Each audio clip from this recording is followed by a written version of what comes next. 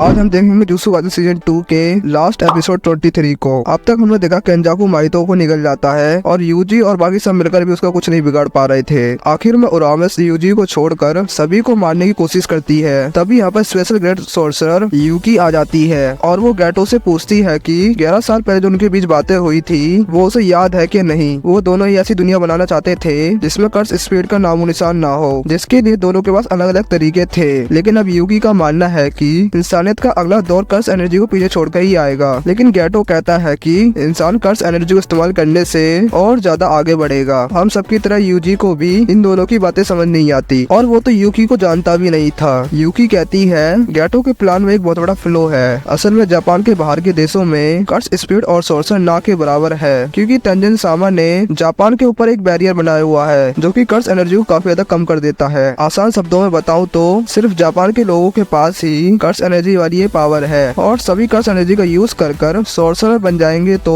दुनिया के बाकी देश चुप नहीं रहेंगे, उनके बीच जरूर युद्ध शुरू हो जाएगा। और इस तरह की दुनिया यूकी बिल्कुल नहीं चाहती। और गैटो यूकी की बातें सुनकर हंसता है और कहता है कि हम दोनों के गोल अलग है। मैं ऐसी दुनिया नहीं चाहता जिसमें कोई कर्स स्पीड ना हो और ना ही मैं शांति कायम करना चाहता हूँ। सोर्सर और नॉन सोर्सर और कर्स स्पीड ये सब इंसानों के ही रूप है जो कर्स एनर्जी से बनते हैं, लेकिन इंसानों को इससे ज्यादा भी शक्तिशाली बनाया जा सकता है। जब गैटो नदी तेसो कौवे के शरीर में था तब उसने एक्सपेरिमेंट कर डेथ पेंटिंग बनाए थे और उसे पता चला कि वो कभी भी ऐसी कोई चीज नहीं बना सकता जो उससे ज्यादा शक्तिशाली हो। और अब गैटो अपने गोल्स को पाने के लिए अब वो तबाही मचाने वाला है जिससे वो खुद भी कंट्रोल नहीं कर सकता, जिसके लिए उसने पहली कर्स टेक्निक बाहर निकाल ली है। ये सुन यूकी चौंक जाती है और यूजी से पूछती है कि माइतो नाम का कर्स स्पिरिट किधर है जिसके पास सोल्स को मैनिपुलेट करने की टेक्निक है, जिस पर यूजी बताता है उसे गैटो निगल गया। अब गैटो जमीन पर हाथ रखकर माइतो की टेक्निक का यूज करता है जिससे ग्राउंड पर एक सीन मार्किंग बन जाती है जो कि आसमान में दिखने लग जाती है और ये देख सभी हैरान थे। और गैटो यूजी को थैंक यू बोलता है माइतो से लड़का उसके सबसे पावरफुल फॉर्म में लाने के लिए। जैसे ही गैटो किसी को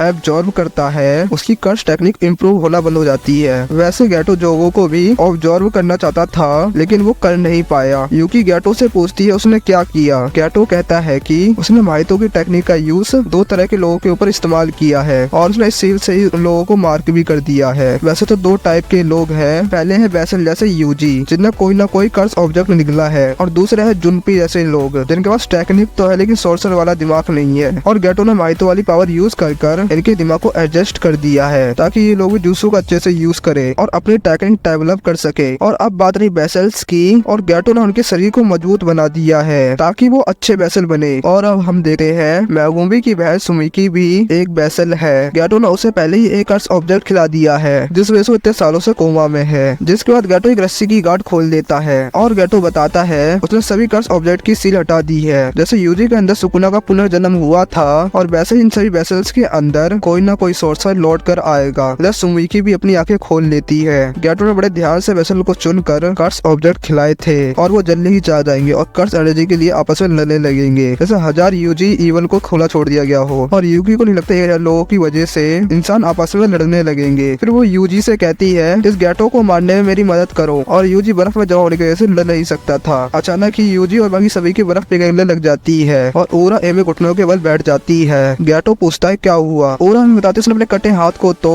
रीजनरेट कर लिया था लेकिन उसके शरीर में पॉइजन आ गया है। और चोजो बताता है उसका ब्लड जहरीला है और मो सोचती है माई गोली चलाने के बाद वापस क्यों नहीं आई, जिस पर यूकी बताती है टोडो और माई उसके साथी के साथ सुरक्षित है और अब पांडा और कैमो अब हिल सकते थे। और वहीं पे कोसाकामे जमीन से हिलना ही नहीं चाहता था। और गैटो बताता है जो कर्स ऑब्जेक्ट उसने लोगों को खिलाए हैं वो कर्स ऑब्जेक्ट उन सोर्सर के हैं जिनसे वो हजारों सालों पहले मिला था। और गैटो की बॉडी में आने को सारे कॉन्ट्रैक्ट कैंसिल हो जाते हैं और यूकी डर जाती है और गैटो आखिर में कहता है अब ये भविष्य की दुनिया है। इतना कहते ही वो काफी सारे कर्स स्पीड को बाहर निकालता है और प्रिजन रैल निकाल कर यूजी को दिखाने लग जाता है। यूजी गोजो का नाम लेकर चिल्लाता है और गैटो कहता है कि तुमसे काफी उम्मीद है। गैटो उसके बाद जाने लग जाता है। गैटो जाने से पहले बोलता है सुन रहे हो ना सुकुना, हायन पीरियड लौट कर आने वाला है जो जुत्सु का सुनहरा काल। और गैटो यहाँ से गायब हो जाता है और उसका कोई कुछ नहीं कर पाता है। और उसके बाद कुछ दिन बीत जाते हैं। हम टोक्यो को ऊपर से देखते हैं और शिबुया वाले एरिया में तबाही के अलावा कुछ नहीं था। और जुत्सु हेडक्वार्टर्स में ये डिस्कस होता है करीब 23 बार बर्बाद हो चुके हैं और कुछ एरिया ही ठीक ठाक बचे थे और उन एरिया में रहने वाले करीब 5 मिलियन लोगों को